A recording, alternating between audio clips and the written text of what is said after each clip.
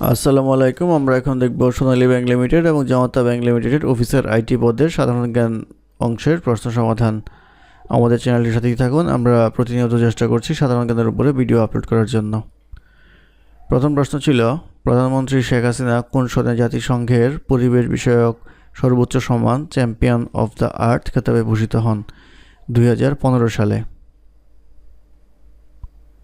প্রতি বছর বিশ্ব তামাকমুক্ত দিবস পালিত হয় কোন তারিখে? 31 মে। বাংলাদেশের মুক্তিযুদ্ধে অংশগ্রহণকারী নারী মুক্তিযোদ্ধা কতজন? 322 জন। দোজাংখা কোন দেশের ভাষা? ভুটান। 2020-2021 অর্থবছরের বাজেট বাংলাদেশের কততম বাজেট? 49তম। লিটল বাংলাদেশ এর অবস্থান কোথায়? Los Angeles.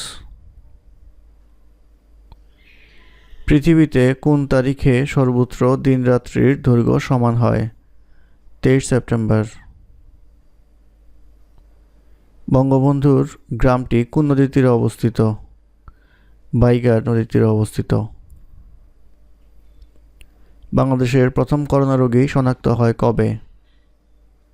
8 মার্চ 2020।